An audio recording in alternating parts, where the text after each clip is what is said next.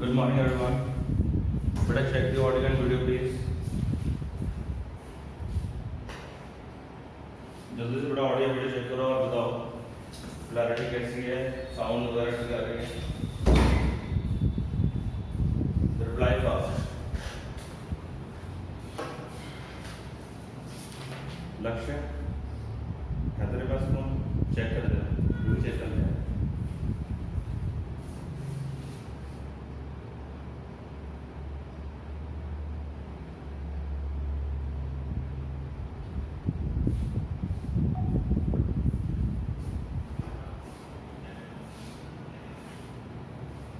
Okay चलो ठीक है बेटा, हम आज दोबारा करेंगे.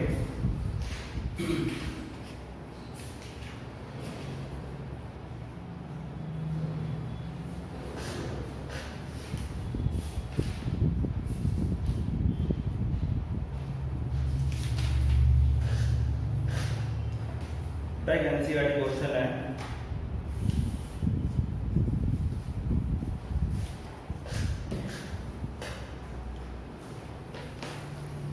एक एनसीईआरटी क्वेश्चन है बच्चों. कहता है कि एक व्हील है,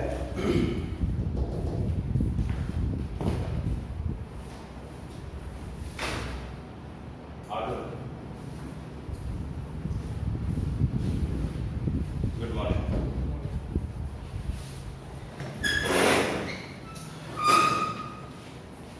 तो बच्चे आज का जो सेशन है वो न्यूमेरिकल सेशन है. बेसिकली आज न्यूमेरिकल पढ़ने वाले हैं. तो बेटा पहला क्वेश्चन है, right on the very first question. तो कहता है एक व्हील है, ठीक है, व्हील समझते हो, गोल round. A wheel starting pendulum, a wheel starting with an angular velocity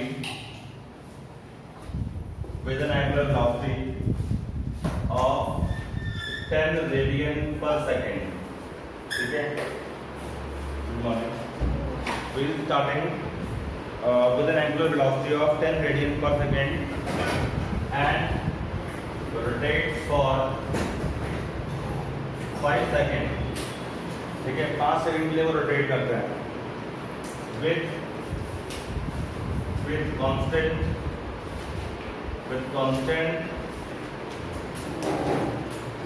acceleration of 2 radian per second square. Calculate final angular velocity. Find final angular velocity. Number 2, find average angular velocity. And number 3, theta during this interval, during this time interval. Okay, ये question है. एक बार दोबारा सुनो.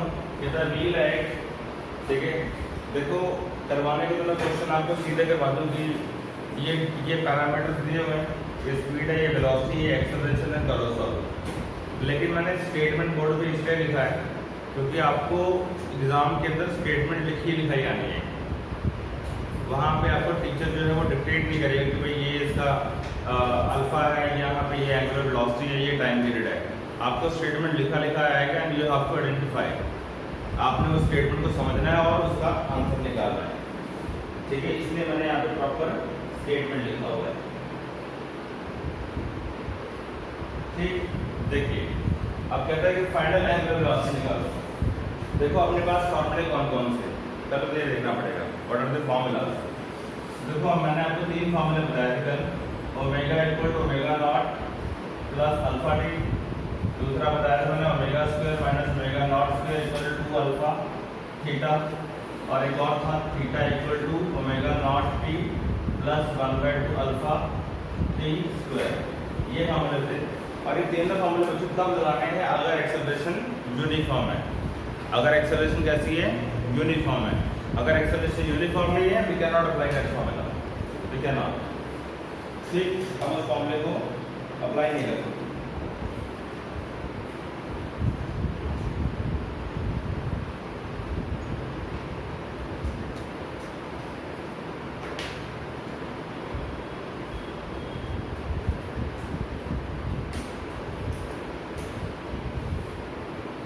Alright, we can not apply that formula अगर आपका constant नहीं है, ठीक है। तो अपने को इसमें क्लियर कट लिखा गया है कि जो एक्सेलरेशन है वो क्या है, कांस्टेंट है, and it is 2 radian per second square. Alpha क्या है यहाँ पे, कांस्टेंट है, ठीक है। वैसे आपको पता होगा जो एक्सेलरेशन होती है उसका यूनिट होता है metre per second square, normal acceleration. यहाँ पे एक्सेलरेशन लिखा है 2 रेडियन पर सेकंड स्क्वायर, तो रेडियन किसका यूनिट होता है, एंगुलर का होता है। तो रेडियन पर सेकंड स्क्वायर में एंगुलर एक्सेलरेशन है, ठीक है। उसने यहाँ मेंशन नहीं किया कि constant acceleration, constant angular acceleration नहीं लिखा उसने सिंपली लिखा है कि कांस्टेंट एक्सेलरेशन। आगे लिख दिया 2 रेडियन पर सेकंड स्क्वायर। तो you have to identify radian per second square में क्या होता है, एंगुलर एक्सेलरेशन होता है, यू हैव टू आइडेंटिफाई। तो गिवन क्या है आपके पास, गिवन है alpha which is 5 which is 2 metre per second square, sorry radian per second square, and a wheel starting with an angular velocity of 10 radian per second। wheel का starting velocity given है, लिखा हुआ है starting with an angular velocity। starting का मतलब हो गया omega naught, initial velocity given है, कितने given है, 10 रेडियन पर सेकंड, ठीक है। एंड रोटेट फॉर 5 सेकंड, और 5 सेकंड के लिए घूम रहा है, 5 सेकंड के लिए घूम रहा है, यानी टाइम इंटरवल गिवन है आपको 5 सेकंड। तो 5 सेकंड के लिए जब घूमा तो उसका फाइनल ओमेगा कितना होगा, फाइनल एंगुलर स्पीड कितना होगा, आसान है, ठीक है, बहुत आसान है। ये फार्मूला लगा लेंगे, पहला formula omega not plus alpha T. तो अपने को ओमेगा नॉट मालूम है, अल्फा मालूम है, टी मालूम है, तो ओमेगा निकल जाएगा, तो omega equal to omega not plus alpha t. Omega not कितना है, 10 प्लस अल्फा कितना, 2 इंटू 5, तो ये कितना हो गया, 2 5 10, 10 प्लस 10 20 रेडियन पर सेकेंड। खत्म, ओके, खत्म हो गया। अब फिर कहता है कि find out the average velocity, average angular velocity. तो एवरेज एंगुलर वेलोसिटी कैसे निकालेंगे, तो average angular velocity will be omega average will be equal to omega plus omega not divide by 2। दो वेलोसिटी है ना, एक ये वाली है और एक ये फाइनल है, तो फाइनल और इन दोनों को क्या कर दिया हमने, एवरेज ले लिया।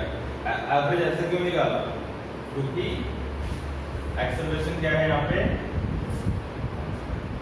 अगर एक्सेलरेशन कांस्टेंट ना होता तो बेटा ये ओमेगा क्या होते, डिफरेंट रेट में चेंज हो रहे होते, डिफरेंट रेट में चेंज हो रहे होते। लेकिन अभी एक्सेलरेशन कांस्टेंट है तो इसका rate of change of velocity will be constant. नहीं समझे, अल्फा क्या होता है, alpha is equal to d omega by dt होता है ना, ये कांस्टेंट है।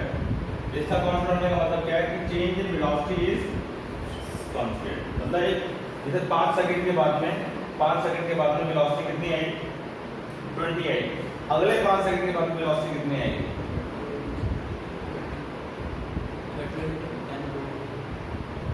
30 हो जाएगी। मतलब कि 10 यूनिट से चेंज होने वाला है, यानी यहाँ पे 2 इंटू 5 करेंगे 10 रेडियन पर सेकेंड स्क्वायर के साथ में चेंज हो रहा है, समझ रहे हो या नहीं समझ रहे, 10 रेडियन पर सेकेंड के हिसाब से, नॉट पर सेकेंड स्क्वायर, क्योंकि ये अगर वेलोसिटी है तो ये भी क्या होगा, वेलोसिटी है, यूनिट 1 का कंसेप्ट। तो ये 10 रेडियन पर सेकेंड आया, 10 रेडियन पर सेकेंड के बाद मतलब 10 रेडियन पर सेकेंड के रेट पे वेलोसिटी बढ़ती रही, 10 थी, फिर 20 हुई, आगे 30 होगी, फिर 40 50 कांस्टेंट रेट पे चल रहा है। जब कांस्टेंट रेट पे चल रहा है तो एवरेज निकालने का फार्मूला ये निकलता है। क्लियर हो गया, चलो निकालो। यहाँ पे कितना बना, 10 प्लस 20 डिवाइड बाय 2 कितना हो गया, 15 आ गया, 15 रेडियन पर सेकेंड। उसका थीटा बोल रहे हैं, थीटा निकालो। अब थीटा निकालने के लिए कौन सा फॉर्मूला लगाओगे, ये वाला लगाओगे, ये वाला लगाओगे, जौन सा मर्जी लगा लो, जौन सा मर्जी लगा लो, ओमेगा भी तुम्हें पता है, ओमेगा नॉट भी पता है, ठीक है। अल्फा थीटा यहाँ से थीटा निकल सकता है इस फॉर्मूले से, यहाँ से थीटा निकाल सकते हो, ठीक है। तो मैं ये वाला यूज कर दूंगा मैं तीसरा। तो theta is equal to omega not कितना था 10, टाइम इंटरवल कितना है 5 प्लस 1/2 अल्फा इज 2 और टाइम इंटरवल इज 5 यानी 25 हो गया, 5 का स्क्वायर कर दिया है ना, 5 × 5, ठीक है। 2 से 2 खत्म, 50 प्लस 25 कितना हुआ 75 radians. Theta is in radians, चलो नोट कर लो।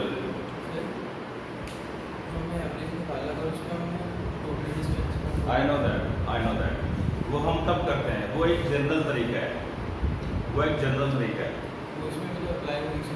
अप्लाई हो सकता है provided acceleration should be constant. Acceleration अगर कांस्टेंट होगा तब, अगर एक्सेलरेशन यूनिफॉर्म नहीं है तब नहीं होगा, ठीक है। यूनिफॉर्म का मतलब नहीं पता आपको? चलो आगे बढ़ो। नेक्स्ट, चिराग साहिब कलर मुझे क्लियर है आपको? रिप्लाई करो जल्दी से। बेटा सारी चीजें वही है। अब हम यहाँ पे जो आपने लीनियर क्वेश्चन पढ़ा था ना, F = ma 1/2 mv square and v square minus c square 2s, वही सारी चीजें यहाँ पे एंगुलर के टर्म्स में होती है। एक क्वेश्चन था, सेकंड क्वेश्चन देखते हैं। सेकंड क्वेश्चन फ्रॉम NCERT, ठीक है। अब ये क्वेश्चन अपने आप से करने की कोशिश करना, थोड़ा सा जल्दी करो बिकॉज मैं टारगेट लेके कर रहा हूँ कि यार थोड़ा ज़्यादा काम करना है। आज मैंने यूनिट खत्म करना है, कल से ग्रेविटी शुरू करेंगे। करेंगे इसको, आप बेशक बेशक स्क्रीनशॉट ले सकते हो उसका।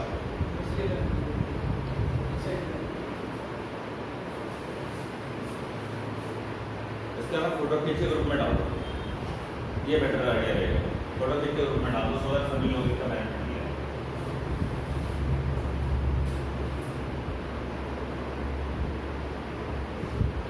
ठीक है, पता लग गया? एक्सेलरेशन कांस्टेंट होगी तब लगाना ये formula.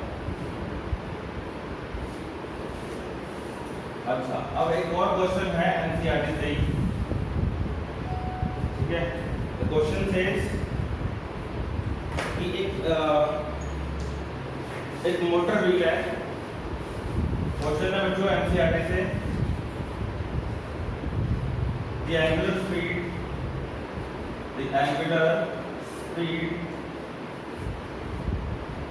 of a wheel increase from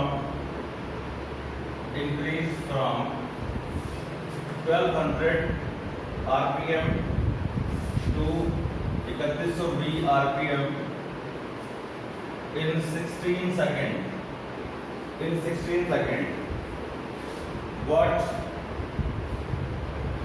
part A, what is its alpha मतलब angular acceleration? What is the angular acceleration? And part B, how many revolutions does it make during this time? So dear students, I think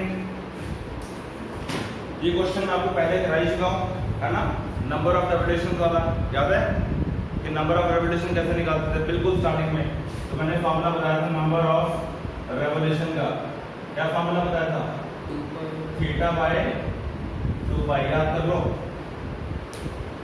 याद है? Number of revolution निकालने का formula क्या कराया था मैंने?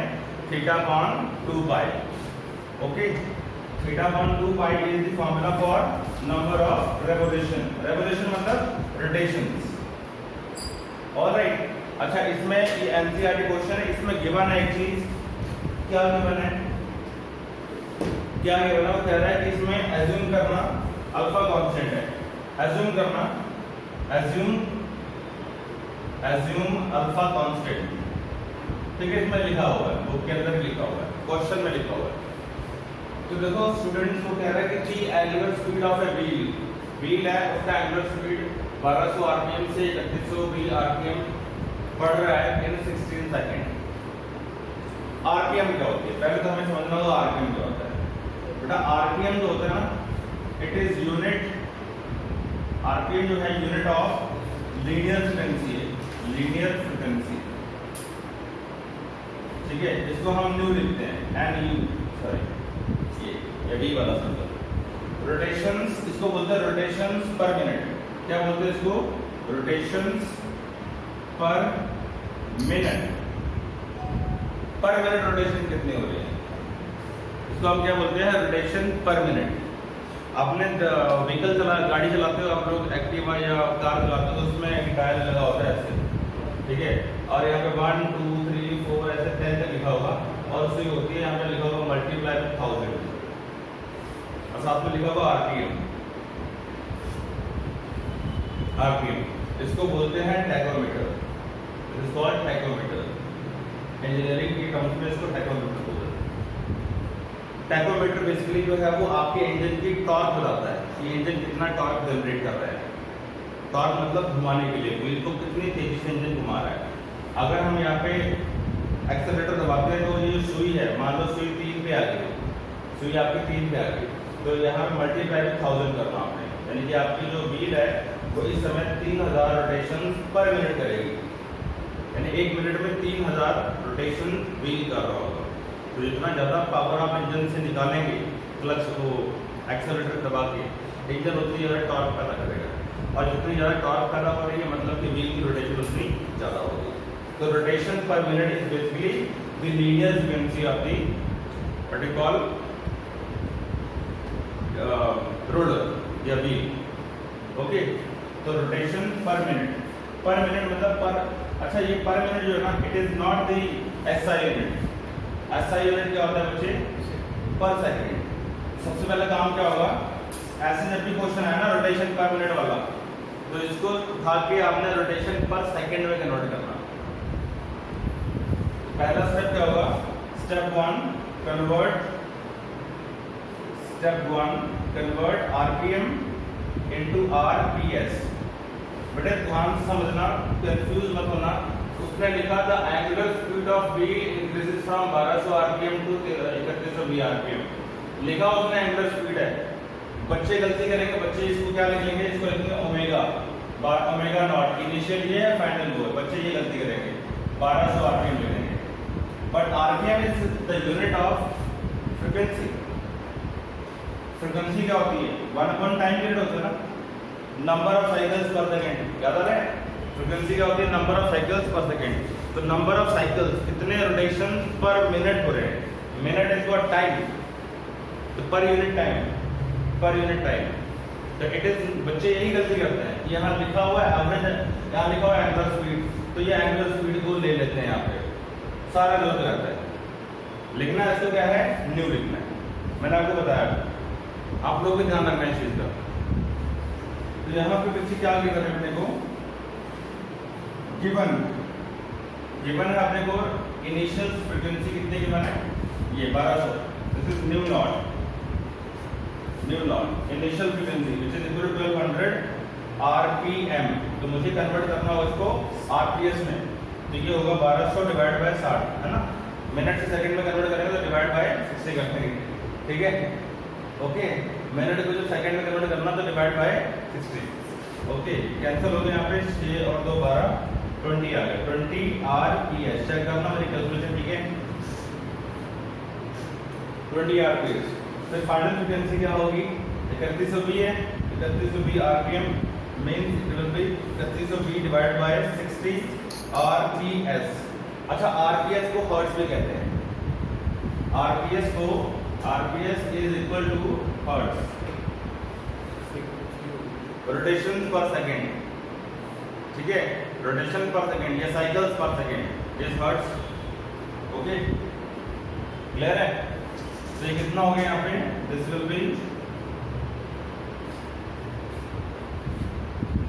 5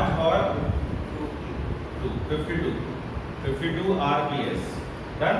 ये है हमारे पास में लेटेस्ट फ्रीक्वेंसी। अब ओमेगा निकालोगे, ओमेगा ये अल्टीमेटली हमने निकालना क्या है, ओमेगा, क्योंकि फॉर्मूले सारे ओमेगा के टर्म्स में है। तो ओमेगा और न्यू का रिलेशन याद है, omega naught is 2 pi nu not, याद आ रहा है, सिखाया था। तो 2 पाई इनटू न्यू नॉट कितना है, 20 है, करो डी कितना होगा 20 और 2 40, 40 pi radian per second, radian per second, क्योंकि इसका यूनिट एंगुलर वेलोसिटी का यूनिट क्या होता है, रेडियन पर सेकेंड होता है। सिमिलरली ओमेगा निकालोगे तो ये होगा 2 पाई इनटू न्यू, न्यू कितना है 52, मल्टीप्लाई करेंगे तो ये होगा 4 और 104 पाई। चेक करना, नोट करते रहो साथ साथ। 104 pi radian per second. Okay, अब कहता है कि भाई what is the angular acceleration and how many rotations it will make during this time. ठीक है, एंगुलर एक्सेलरेशन निकाल लेंगे। तो एंगुलर एक्सेलरेशन यहां से निकल सकती है। पहले फॉर्मूले से देखो कैसे होता है, ओमेगा मालूम है, ओमेगा नॉट मालूम है, अल्फा गिवन है, नहीं अल्फा निकालना है, टाइम गिवन है, ये टाइम गिवन है 16 सेकंड है ना, टाइम गिवन है। सर इसको अगर हम omega minus omega upon T कर दें उससे भी वही एक ही बात है यार, एक ही बात है, क्यों कंफ्यूज हो रहे हो। इसका मतलब इसी फॉर्मूले को omega minus omega not by alpha भी तो लिख सकते हैं कि नहीं, वो चीज तो एक ही है। y is equal to 2x है। अब तुम कंफ्यूज हो रहे हो कि यार y divide by 2 is equal to x कैसे हो सकता है, ये वाली बात है। एक ही चीज है, ठीक है, कोई डिफरेंस नहीं है। ओके, अब हमें निकालना है एंड फटाफट बेटे आप लोग भी करते रहो। अगर आपको वैसे मैंने टेम्पो आपका सेट कर दिया है, आप अपने लेवल पे इसको सॉल्व करते रहो। जिनको नहीं आता वो मेरी तरफ देख के करते रहें, जिनको आ रहा है वो अपने आप करो, ठीक है। ओके, सो मैंने ये निकाल दिया यहाँ पे। अब मुझे निकालना है बच्चों, आप टू फाइंड अल्फा, ठीक है। तो बेटा अल्फा के लिए मैं यूज करूंगा यूजिंग, ध्यान से ऑब्जर्व करो, सारा खेल ऑब्जर्वेशन में है। आपकी ऑब्जर्वेशन डिसाइड करेगी आप मतलब कितना अच्छा न्यूमेरिकल सॉल्व कर पा रहे हो। देखो मेरे पास ओमेगा है, ओमेगा नॉट है, मेरे पास टी है, तो मेरे पास में अल्फा निकल जाएगा। तो सबसे आसान फॉर्मूला ये वाला बनता है कि ओमेगा पता है, ओमेगा नॉट पता है, टी पता है, अल्फा निकालो। अगर मैं बिना सोचे समझे ये फॉर्मूला लगा दूं तो मेरे को इसमें ना तो अल्फा पता है ना तो मेरे को थीटा पता है, ठीक है। तो मेरे को अगर यहाँ पे थीटा पता होता तो मैं अल्फा निकाल लेता। तो पहला काम है यहाँ से अल्फा निकालो इस फॉर्मूले से, अल्फा निकालने के बाद में यहाँ पुट कर दो, थीटा निकालो, खत्म। थीटा निकालने के बाद में ये फॉर्मूला पुट कर दो, theta by 2 pi, number of revolution आ गई, दी एंड। ये करना है, ऐसे दिमाग लगाना है। Using omega equals to omega not, या मैं सीधे यूज करता हूँ alpha equals to omega minus omega not by t, है ना। ओके, कैसे भी चीज है, यही चीज है, omega equal to omega not plus alpha t. यहाँ से मैंने ये फॉर्मूला बना दिया। ओमेगा मेरे पास कितना है, ओमेगा 100 पाई 100 पाई माइनस ये है मेरे पास 40 पाई डिवाइड बाय टाइम कितना था 16 था 16। ये पाई कॉमन कर लिया मैंने और अंदर क्या बचा 64 डिवाइड बाय 16, तो 16 और 4 64, तो 4 pi radian per second square, ये अपना अल्फा आया, ठीक, ये अपना अल्फा आया। अब कहता है कि भाई निकालो थीटा, तो थीटा निकालने के लिए बच्चों दो फॉर्मूले हैं, चाहे आप यहाँ से निकाल दो, ये वाला omega square minus omega not जो है इससे निकाल दो, तुम्हारी मर्जी है, आंसर दोनों से सही आएगा, ठीक है। तो इसमें मैंने कोई कंफ्यूजन रखी कि सर यही क्यों यूज़ किया, बच्चों को यही होता है कंफ्यूजन की सर इसको ही क्यों यूज़ कर रहे हैं, भाई दोनों से निकल सकता है। आपने देखना ये है कि आपके लिए कौन सा तरीका आसान है, निकल दोनों से आएगा। आपने देखना आपके लिए आसान क्या है, ठीक है। तो मैं यहाँ पे बेटा लिख रहा हूँ यहाँ लिख रहा हूँ। अब मैं यहाँ पे आपको अल्फा निकाल के दिखा, थीटा निकाल के दिखा रहा हूँ। तो बेटा using the third formula, third formula वहाँ पे लिखा हुआ बेटा, theta equal to omega not t plus 1/2 alpha t square. तो theta equals to omega not कितना था 45, टाइम पीरियड कितना था 60। कैलकुलेटर निकालो और सॉल्व करो।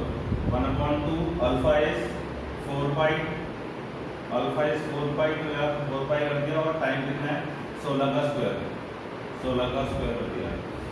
ठीक है, अब ये हो गया 16 और 4 कितना होता है 64, 64 हो गया ना, 645 प्लस कैलकुलेशन ना थोड़ा पी गया तो 2 पाई और 16 और 16 256 शायद। ठीक है, अच्छा अब यहाँ पे पाई दे दो कॉमन, अंदर रखो 640 प्लस ये कितना हो गया 2 into 256 करो यार जल्दी से, इसको सॉल्व करो थीटा आएगा 512 512 वो 512 प्लस 1001.2 होते हैं 1152 1152 1152 जाएगा पाई। ये आया थीटा और ये होगा बेटा रेडियंस में। यूनिट जरूर लिखना, यूनिट नहीं लिखोगे नंबर कटेगा। यूनिट जरूर लिखना, थीटा का यूनिट क्या होगा रेडियंस में होगा। ठीक है, डन। कैलकुलेटर को बिठा दे, चलो। अब वो मैंने अल्फा निकाल दिया, मैंने वो निकाल दिया। नंबर ऑफ रोटेशन की बात रह गई, नंबर ऑफ रोटेशन यहाँ पे निकाल सकते हैं हम लोग। नंबर ऑफ रोटेशन बच्चे यहाँ पे आ जाएंगे, यहाँ लिख देता हूँ नंबर ऑफ रोटेशंस या रेवोल्यूशंस। इसका फॉर्मूला था थीटा बाय 2 पाई। बेटा 1152 पाई, थीटा ये निकला था 1152 पाई डिवाइड बाय 2 पाई। ये मैं खत्म हो गया और ये कितना रह गया 5 से 6 सॉरी 6। ये आंसर है। नंबर ऑफ रोटेशन 576 है, एनसीईआरटी क्वेश्चन है। 576 इज द आंसर। चलिए आगे बढ़ते हैं, नेक्स्ट क्वेश्चन पे चलते हैं। ठीक है,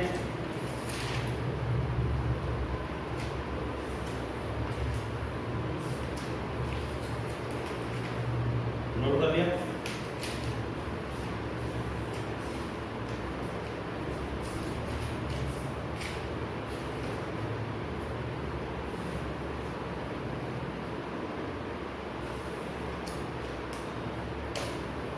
यस, क्वेश्चन है a fly wheel. Next question, photo video डाल दो उसमें फटाफट।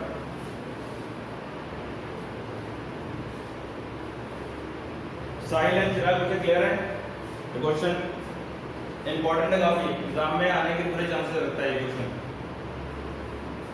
हो गया? ओके। अब बेटा क्वेश्चन है काइनेटिक एनर्जी ऑफ रोटेशन पे। अब question is on kinetic energy of rotation. देखो क्वेश्चन है, कहते हैं कि भाई फ्लाई व्हील है। क्या है? फ्लाई व्हील है। लिखो ए fly wheel of mass 500 kg, ठीक है, and 1 meter diameter, 1 meter diameter makes 500 revolutions per minute, makes 500 revolutions per minute, assuming mass to be concentrated along the rim.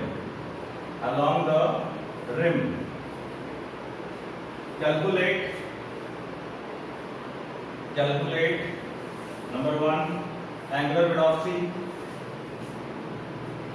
number 2 moment of inertia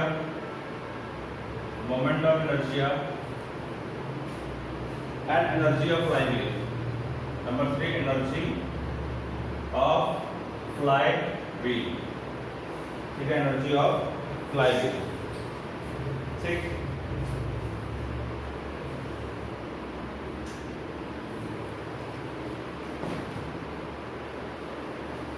okay, अब देखो करना कैसे इस question को। और fly wheel होता क्या है, बहुत लोग सोच रहे हो फ्लाई व्हील क्या है ना, सुना नहीं होगा आपने फ्लाई व्हील। आप लोगों ने फ्लाई व्हील देखा जरूर होगा।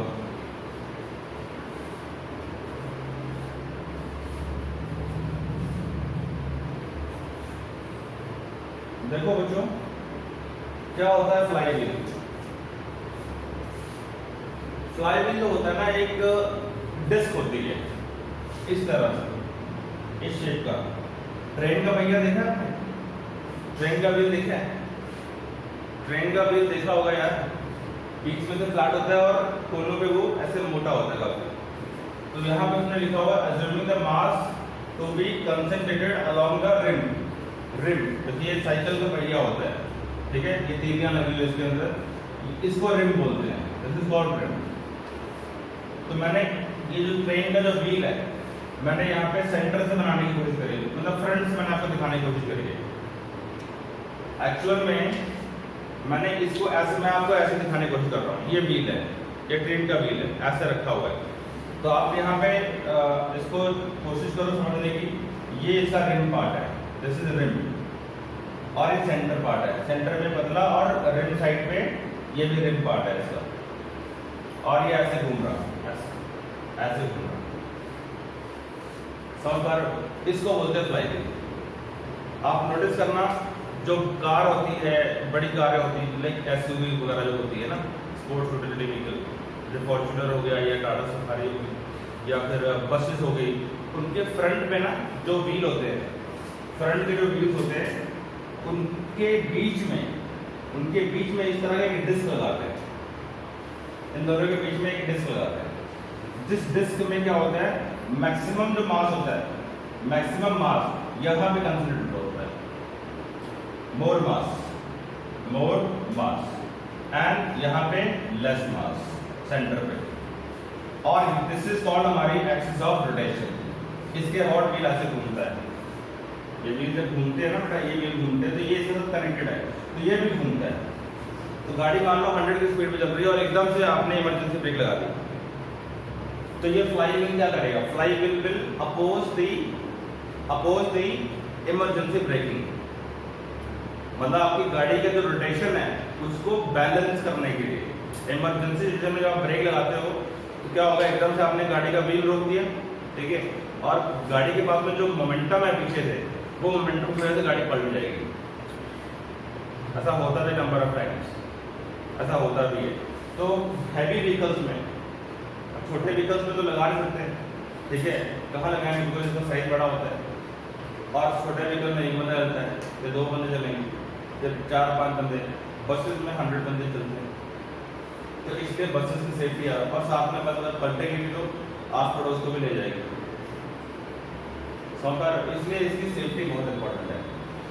तो यहाँ पे जब ये घूमेगा बच्चे, तो जब ये रोटेट करेगा तो जो मटेरियल है यहाँ पे, मटेरियल कहाँ पे, रिम पे है, तो इसका मोमेंट ऑफ इनर्शिया क्या होगा, I is equal to mk², बोलता हूँ mk², where k is the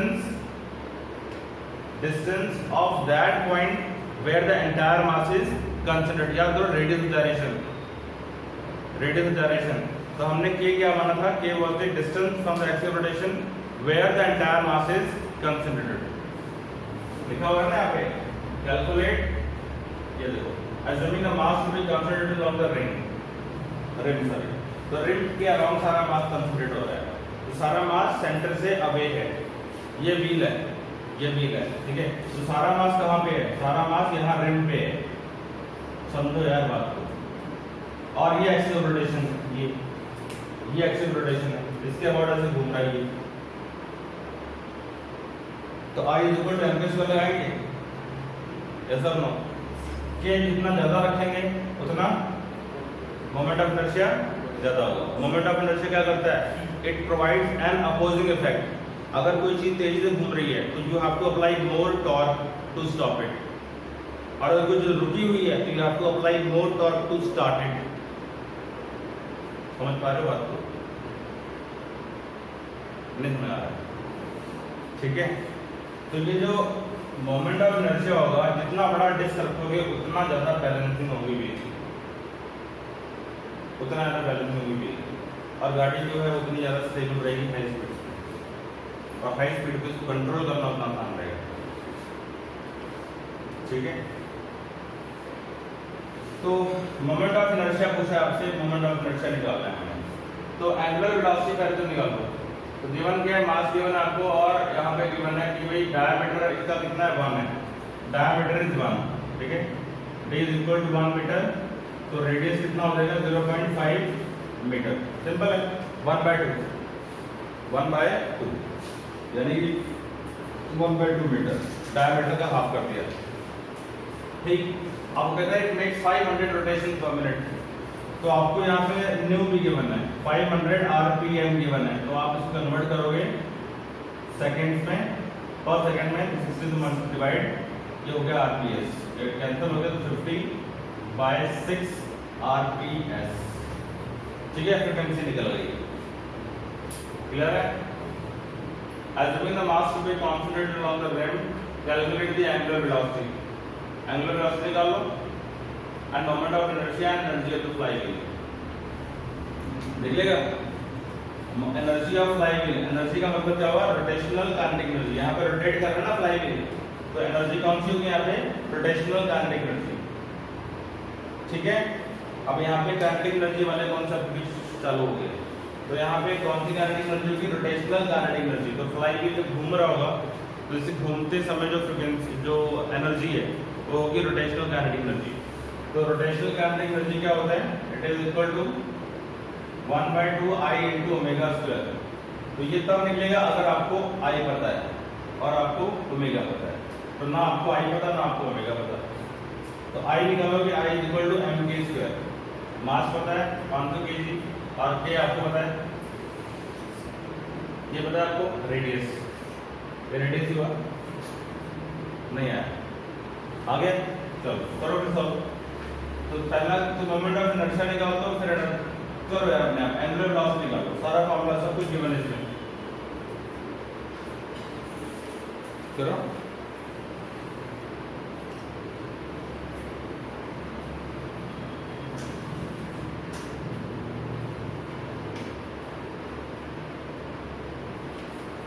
frequency मालूम है ना आपको? फ्रीक्वेंसी के मैंने तो ओमेगा निकल सकते हैं 2 पाई इंटू न्यू करके, ओमेगा पता लग गया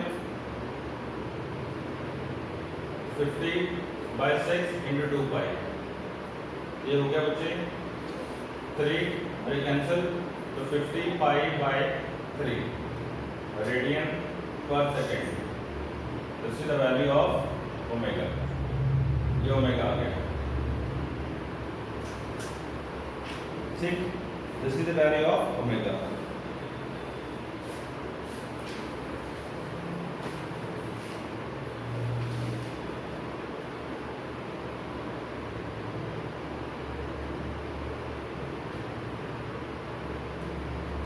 उसके बाद कहता है कि भाई you have to find moment of inertia and kinetic energy या एनर्जी।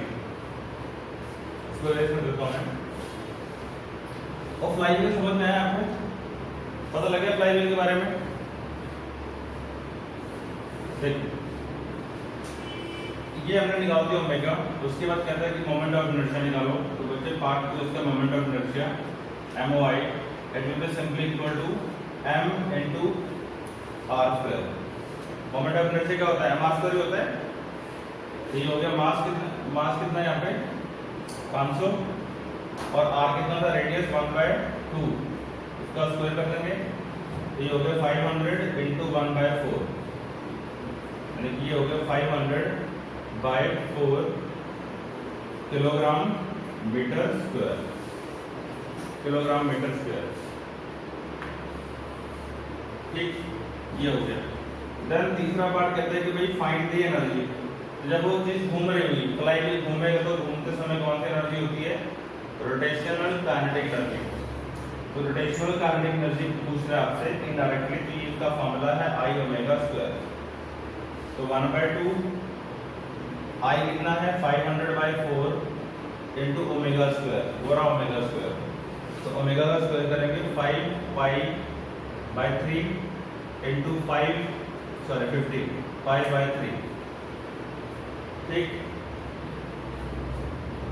तो कैंसिल हो रहा है यहाँ पे, कर लेना है कैलकुलेशन, अपने आप कर लेना। कैलकुलेशन मेरे पे मत बोल जाओ, अपने आप करो। आंसर तो सर मैं आंसर आपको बता देता हूँ। इसका आंसर आएगा बच्चे 1.7 10⁵। इसका आंसर आएगा 1.7 10⁵ joules. Energy will be in joules. Sir 1.7 into 10⁴ आ रहा है। नहीं, ये आंसर आएगा। इसका आंसर जो है वो ये आएगा 1.7 10⁵ joules. This will be the answer.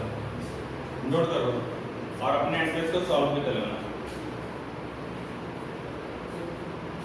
ठीक है। अगली टाइप पकड़े स्टूडेंट्स, अगली टाइप देखिए।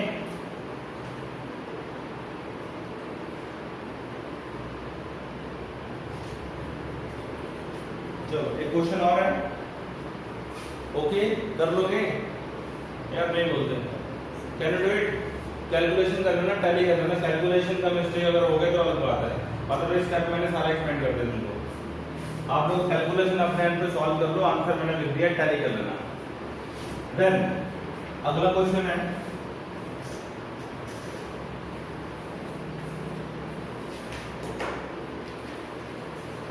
बेटा क्वेश्चन है, एक सॉलिड सिलेंडर है। ए solid cylinder of mass 20 kg rotates about its axis with angular speed of 100 radian per second, ठीक है। The radius of cylinder given है आपको। The radius of cylinder is 0.25 meter. What is RKE? RKE मतलब rotational kinetic energy. What is RKE of cylinder? ठीक है, number 1 इसका rotational kinetic energy कितना होगा? And what is magnitude of angular momentum? About axis, its axis, ठीक है। Angular momentum about the axis given. यहाँ पे गिवन क्या है? गिवन है बच्चे आपको मोमेंट ऑफ इनर्शिया। मैंने आपको क्या बोला था? Moment of inertia of different bodies. जैसे डिस्क है या कोई रिंग है या सिलेंडर है या कोई स्फीयर है, उसका मोमेंट ऑफ इनर्शिया अलग अलग एक्सिस के अराउंड अलग अलग होता है। तो मैंने बोला था आपको moment of inertia will be given to you maximum times in question. तो यहाँ moment of inertia about axis given है आपको 1/2 mr²। ये गिवन है आपको। सिलेंडर समझते हो? ये सिलेंडर है, ओके। तो ये जो सिलेंडर है बच्चे, ये एक्सिस पे रोटेट कर रहा है। ये इसकी एक्सिस होगी, ये this is the axis of rotation. तो ये सिलेंडर ऐसे घूम रहा है, ऐसे ये इसको ऐसे देख लो वर्टिकल में, ठीक है। तो इस एक्सिस के अबाउट मोमेंट ऑफ इनर्शिया कितना गिवन है? 1/2 mr², ठीक है। करो सॉल्व, ये मैं ही कर दो। देखो यार अपने आप भी कर सकते हो, मोमेंट ऑफ इनर्शिया मैंने बता दिया, फॉर्मूले अप्लाई करने हैं। देखो कहता है कि सॉलिड सिलेंडर है, इसका मास 20 kg गिवन है अपने को। तो यहाँ पे बेटे सिलेंडर का मास गिवन है 20 kg, सिलेंडर का रेडियस गिवन है, ये रेडियस ये वाला, ठीक है। ये कितना गिवन है 0.25 मीटर, ठीक, ये गिवन है। मैं सिंपलिसिटी के लिए इसको 25 × 10⁻⁻² कर लेता हूँ मीटर, ठीक है। ऐसा कर सकते हैं, डेसिमल आगे लेके। फिर कहता है इसका एंगुलर स्पीड कितना गिवन है आपको 100 radian per second, omega is 100 radian per second given है, ठीक है। रेडियस ऑफ सिलेंडर असाइनमेंट में देख चुका हूँ, ठीक है, असाइनमेंट भी करने की कोशिश करना। तो एंगुलर मोमेंटम अबाउट एक्सिस निकालना है और रोटेशनल काइनेटिक एनर्जी निकालनी है। तो पहला पार्ट है you have to find rotational kinetic energy. तो रोटेशनल काइनेटिक एनर्जी होती है 1/2 I ओमेगा स्क्वायर, ठीक है। ओमेगा पता है आपको, आई नहीं पता, आई निकल जाएगा। आई कितना होगा सिलेंडर का 1/2 mr², आसान क्वेश्चन है बिल्कुल। 1/2 m कितना है, मास इज 20 सिलेंडर का, और रेडियस कितना है 25 है ना, 25 × 10⁻⁻² इसका स्क्वायर, ठीक है। ये हो गया 10 × 25 कितना 625 × 10⁻⁻⁴। पावर यहाँ पे बैलेंस कर दो, 3 हो जाएगा, ठीक है। पावर बैलेंस हो गई and you get 625 10⁻³ kilogram metre square. This is I. मेरा अपना तरीका है, आप लोगों का अपना तरीका हो सकता है, ठीक है। कैलकुलेशन करने के लिए आर की वैल्यू को मैंने ऐसे लिख लिया आसान बनाने के लिए, नहीं तो 0.25 कई बार बच्चे गलत कर देते हैं कैलकुलेशन। तो काइनेटिक एनर्जी अब निकल सकती है 1/2 I कितना है 625 10⁻³ and omega is given to us 100 × 100, ठीक है बच्चों। क्या मेरी पावर जो -3 है, क्या मैं इसको डिवाइड बाय 1000 कर सकता हूँ? यार पावर -6 में पावर नीचे ले गया, 10 की पावर +3 होगी, तो 10 की पावर +3 का मतलब क्या होता है 1000।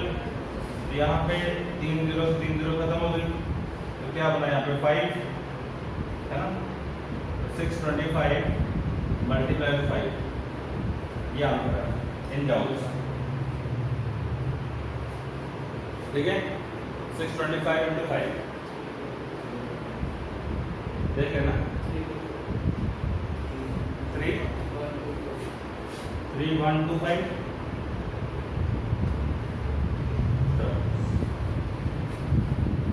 ओके, एक क्वेश्चन और। अब एक क्वेश्चन हम करते हैं torque equal to I alpha का, तो हमने सारे टाइप्स का हो रहे हैं।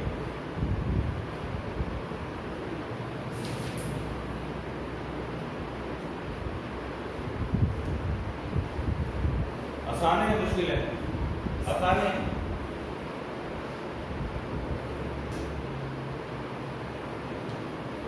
आप जो असाइनमेंट दे रखी है उसके न्यूमेरिकल जरूर ट्राई करना, ठीक है, जरूर ट्राई करना। Angular momentum L equal to I omega, याद है एंगुलर मोमेंटम जो है ना L equals to I omega, 62 याद आ रहा है, आई ओमेगा पढ़ाया था ना, L equal to I omega, हाँ ये लगाना है। आपको देखना है L इक्वल टू MVR लगाना है, L इक्वल टू MVR भी होता है, L इक्वल टू MVR भी होता है। आपको देखना है कि आपके लिए क्या चीज गिवन है और क्या आसानी से निकल सकता है। तो अपने को आई मालूम है, ओमेगा मालूम है, तो सोचो कि L का आई ओमेगा से कोई रिलेशन है, सोचोगे तो पता लगेगा। ये प्रैक्टिस से आएगा, ऐसे नहीं आना है, बिलीव मी, ऐसे बिल्कुल भी नहीं आना है। मैं कर पा रहा हूँ बिकॉज प्रैक्टिस है, 10 सालों की प्रैक्टिस है। आप करोगे तब, प्रैक्टिस करोगे तभी आएगा। आपके माइंड में फॉर्मूला क्लिक नहीं होना कि यार कौन सा फॉर्मूला लगाए यहाँ पे, तो फॉर्मूला तब क्लिक होगा जब आप इस चीज़ को, इसी क्वेश्चन को कम से कम 3-4 बार देखोगे तब। अभी देखा, हर जगह देखा, फिर देखा, 5-6 दिन के बाद फिर देखा, ऐसे होगा। असाइनमेंट दे रखी है, असाइनमेंट करोगे सॉल्व, जितना ज़्यादा अपने आप को इसमें इन्वॉल्व करोगे उतना ज़्यादा तुम्हें ये आएगा। इसका और कोई रास्ता नहीं, there is no other way. कोई कितना भी अच्छा क्यों ना पढ़ाता हो, आपको तब तक नहीं आने वाला जब तक कि तुम खुद प्रैक्टिस नहीं करोगे। तो L equals to I omega, I अपने को मालूम है ये 3 बार। अब मैं तुम्हारे विश्वास कर रहा हूँ कि कैलकुलेशन ठीक है। 25 सर ये एनर्जी 10 तो 12 30 और 33 ठीक 33 और 33। हाँ एनर्जी थी वहाँ पे आई है। सॉरी ये है, ये है, इतना तो मुझे पता है यार, मैं गलती से ये बोल बैठा। ये है 625 10 की पावर -3 इंटू ओमेगा कितना है 100 है, ओमेगा 100 है तो 625 इंटू 10 की पावर -1 रहेगी, है ना। यहाँ पे खत्म होगा, -1 बची तो कितना हो गया ये 62.5। आई कितना होगा 0.625 किलोग्राम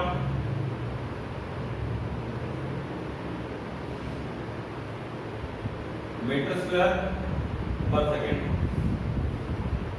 ठीक। इसका यूनिट है किलोग्राम मीटर स्क्वायर पर सेकेंड। कैसे निकाला, यहाँ से याद कर लो। तो किलोग्राम वेलोसिटी मीटर पर सेकेंड और आर का मीटर, तो किलोग्राम मीटर स्क्वायर पर सेकेंड। याद करने की जरूरत नहीं है, फॉर्मूला याद रखो, वहां से यूनिट बना लो अपने आप, ठीक है। क्योंकि कितना, क्योंकि अगर याद करने बैठोगे तो हो सकता है भूल जाओ समटाइम। फॉर्मूला तो याद रखना ही पड़ेगा, टॉपिक तो याद रह ही जाता है ना। टॉपिक अगर याद रह गया तो फॉर्मूला लिखो और यूनिट बना लो अपने आप, ठीक। अगली type, next type,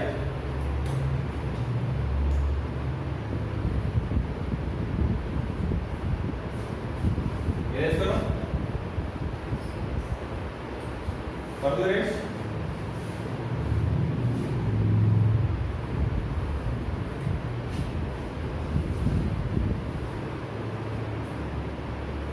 Question is NCERT question है मुझे, a rope of negligible mass, a rope of negligible mass, ऐसे बहुत सारे क्वेश्चन मैंने असाइनमेंट में दे रखे हुए। negligible mass is bound around a hollow cylinder of mass 3 kg, ठीक है, of mass 3 kg and radius 40 centimeter. What is angular acceleration of cylinder if rope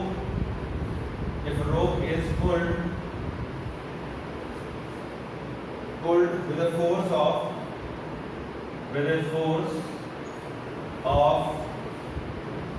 30 Newton. Also find linear acceleration of rope, ठीक है। assume pure rolling, ये rolling का question आ गया। assume pure rolling, यहाँ पे क्या हो रहा है, प्योर रोलिंग हो रहा है, ठीक है। अब इसको हमने सॉल्व करना है यहाँ पे, कैसे करेंगे सॉल्व,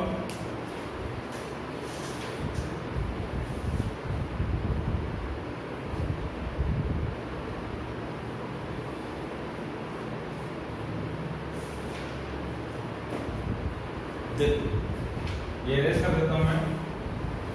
एनसीईआरटी क्वेश्चन है, pure NCERT and typical type कहते हैं इसको।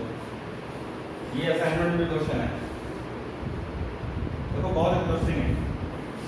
पहले स्टेटमेंट को समझते हैं।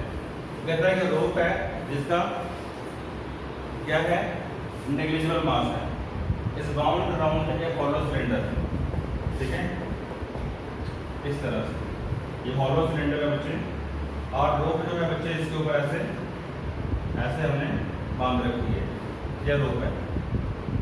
ओके, रोप लपेटी हुई है। अच्छा, फिर वो कहता है कि सिलेंडर का मास गिवन है अपने को, m is 3 kg and cylinder का रेडियस गिवन है ये r। तो ये r कितना है 40 सेंटीमीटर है ना, सेंटीमीटर कन्वर्ट करो मीटर में 0.4 मीटर, जैसा ना 0.4 मीटर।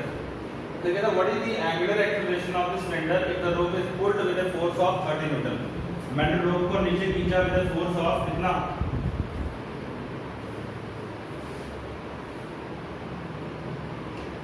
फील करो, रोप को मैंने खींचा with a force of 30 Newton. अब अगर इसी को मैं आपको दिखाने की कोशिश करूं सर्कल के अंदर, तो ये सिलेंडर है, तो सिलेंडर को आप ऊपर से देख रहे हैं, ये तो सिलेंडर को ऊपर से देखो तो ये आपको गोल नजर आने वाला है, और रस्सी ऐसे लपेटी है, ये रस्सी लपेटी हुई है इसके ऊपर, ये रस्सी है। फील करो, ये इसका रेडियस है r, आपने ये फोर्स लगाई, तो ये आपने फोर्स लगा रखी है यहाँ पे,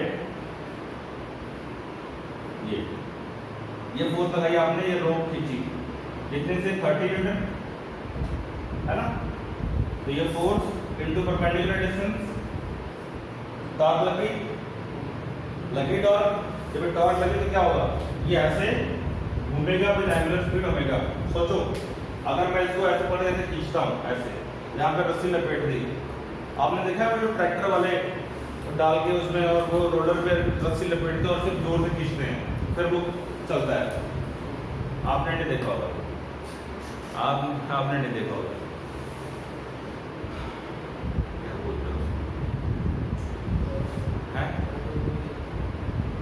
ऑटो में भी, हाँ ऑटो वाले एंगल को देखो, अच्छा है ना, वो ऐसे खींचते हैं, ठीक है। यार तो अपने आप सोचो, अगर अब ये तुम्हारे पास जो रोलर है, यहाँ पे बड़ा सा रोलर है, तो उस पर रस्सी लपेट दो ऐसे और उसको जोर से नीचे खींचो, तो क्या होगा, घूमना शुरू कर देगा, करेगा। वही चीज ये है कि सिलेंडर रखा हुआ है, सिलेंडर पे रोप रख करी और उसको जोर से 30 न्यूटन की फोर्स से खींचा, तो यहाँ पे देखो ये फोर्स और ये रेडियस तो फोर्स के परपेंडिकुलर आएगा ना, तो यहाँ पे टॉर्क बनी, जैसे नो क्या बनी, यहाँ पे टॉर्क बनी। पहला काम क्या है, टॉर्क निकालो, टॉर्क क्या होगी, r इंटू एफ परपेंडिकुलर या f इंटू आर परपेंडिकुलर, जैसे मर्जी देखो, दोनों एक दूसरे के परपेंडिकुलर है। तो r कितना है 0.4 और फोर्स परपेंडिकुलर कितनी 30 है, कितना होगा 3012, 120 दिन 12 आ गया, 12 न्यूटन मीटर सॉल्व करके ये टॉर्क आया। बोलो क्लियर है, ये टॉर्क आया। अगर टॉर्क नहीं लगेगी तो बेटा रोटेशन कभी स्टार्ट नहीं होगा, याद रखना इस बात को, टॉर्क है तो रोटेशन शुरू होगी। मैंने आपसे उस दिन पूछा था क्वेश्चन, आपने कहा बोलेंगे रोटेशन, व्हाट्सएप यार रोटेशन हो जाएगी, ठीक है, रोटेशन स्टार्ट नहीं हुई, रोटेशन होते रहना इज डिफरेंट। न्यूटन का फर्स्ट लॉ याद है, वो क्या कहता है, F is equal to ma, F is equal to, अगर जीरो है तो एक्सेलरेशन जीरो होगी and v is equal to u हो जाएगी। अगर कोई चीज रेस्ट पे है तो वो रेस्ट पे रहेगी, और अगर कोई चीज चल रही है कांस्टेंट स्पीड से तो वो कांस्टेंट स्पीड से चलती रहेगी जब तक कि उसको फोर्स ना लगे। तो टॉर्क अगर लग रही है तो एक्सेलरेशन होती रहेगी, अगर टॉर्क नहीं लगी तो क्या बॉडी की स्पीड हो सकती है, आंसर इज यस, हो सकती है, प्रोवाइडेड वो पहले से ही घूम रहा हो विद कांस्टेंट स्पीड। मैंने उस कॉन्टेक्स्ट में आंसर दिया। बट अगर कोई चीज़ रुकी हुई है तो बिना टॉर्क लगाए वो रोटेशन स्टार्ट नहीं कर सकते, यानी स्टार्ट करने के लिए टॉर्क जरूरी है। समझ पा रहे हैं बात, स्टार्ट रोटेशन को स्टार्ट करने के लिए टॉर्क जरूरी है। और अगर कोई चीज़ घूम रही है और कोई फ्रिक्शन नहीं है, कुछ भी अपोजिंग फोर्स नहीं है, तो वो घूमती रहेगी, फिर टॉर्क लगाओ चाहे लगाओ। जैसे हमारी अर्थ स्पिन कर रही है एटमॉस्फेयर के अंदर ऊपर, मतलब यूनिवर्स के अंदर, तो हमारी अर्थ जो स्पिन कर रही है ना, उसके ऊपर टॉर्क लगाओ चाहे ना लगाओ, वो कांस्टेंट स्पीड से घूमी जा रही है, घूमी जा रही है। समझे या नहीं समझे? हाँ, उसको घुमाने के लिए गॉड ने कोई ना कोई टॉर्क जरूर लगाया होगा, कभी ना कभी गॉड ने, नेचर ने, या बिग बैंग थ्योरी जिसको आप बोलते हो, वहाँ पे ब्लास्ट हुआ तो जिस स्पीड से कोई चीज़ निकल पड़ी उसी स्पीड से आगे घूमने जा रही है। जैसे बॉम्ब ब्लास्ट होता है ना, तो जब उसके टुकड़े होते हैं तो टुकड़े जितनी स्पीड से निकल गए उसी स्पीड से टुकड़े घूमे जा रहे हैं। तो बिग बैंग ऐसे हुआ था कि एक बहुत बड़ा मटीरियल मास था, जब वो फूटा ब्लास्ट हुआ तो उसके टुकड़े बने, अर्थ, सन, अदर प्लैनेट्स, इस टुकड़े हैं उसके। और जो एक्चुअल जो मटेरियल रहा होगा वो कितना ज़्यादा रहा होगा, तो उसके टुकड़े जिस स्पीड से बिखर गए उसी स्पीड से घूमना शुरू कर दी, तो ग्रेविटी हो गया। वेरी कॉम्प्लेक्स, ठीक है, भगवान जानता है इसको। तो टॉर्क क्या है अपने पास? अब मुझसे पूछा है कि भाई also find linear acceleration and also find what is angular acceleration. तो सोचना जरा, आपको इस सिलेंडर का मोमेंट ऑफ इनर्शिया मालूम है? I is equal to mr square लगा लेंगे, I is equal to mr square, और क्वेश्चन में गिवन भी है आपको, take the moment of inertia to be mr square, लिखा भी है क्वेश्चन के अंदर। I is equal to mr square, moment of inertia of cylinder about this axis, ये एक्सिस है, एक्सिस ऑफ रोटेशन, समझ पा रहे हो? इस एक्सिस के अबाउट मोमेंट ऑफ इनर्शिया ये रहा, r पता है, m पता है, यस और नो? r पता है, m पता है, I निकलेगा, I निकलेगा। अच्छा, जब I निकल गया, टॉर्क पता लग गया, तो क्या आपने torque is equal to I alpha पढ़ा है? बोलो यस पढ़ा है। तो यहाँ से अल्फा की वैल्यू आएगी टॉर्क बाय I, बोलो आएगी। सब कनेक्टेड है आपस में, सोचना है, दिमाग लगाना है कि यार क्या चीजें अवेलेबल है और क्या मैं यहाँ पे लगा सकता हूँ, ये सिर्फ प्रैक्टिस से आने वाला है। तो I is equal to tau by alpha. तो पहले क्या किया मैंने, टॉर्क निकाली, सोच के कि R into F टॉर्क होती है, तो क्या गिवन था, फोर्स गिवन थी, R गिवन थी, तो मैंने torque is equal to R लगा दिया, टॉर्क निकाला। फिर मैंने सोचा कि यार R गिवन है, मास गिवन है, तो मोमेंट ऑफ इनर्शिया निकल सकता है mr स्क्वायर लगा के। फिर मैंने सोचा कि यार I और अल्फा और टॉर्क का रिलेशन, कि मेरे को अल्फा दिखे था, तो मैंने torque is equal to I alpha लगा दी, टॉर्क पता है, I पता है, अल्फा निकल जाएगा, ठीक है। फिर कहता लीनियर एक्सेलरेशन निकालो। अब लीनियर एक्सेलरेशन निकालने के लिए क्या करोगे, A is equal to R alpha पढ़ा है, A is equal to R alpha, क्योंकि जब इसे खींचोगे तो ये नीचे खींचेगा ऐसे, तो ये जो रोप है, रोप पे लीनियर फोर्स लग रही है, तो रोप की एक्सेलरेशन डाउनवर्ड क्या होगी कि नहीं होगी ना, तो वो क्या होगी, कोई आवाज नहीं, A is equal to R alpha. That's it.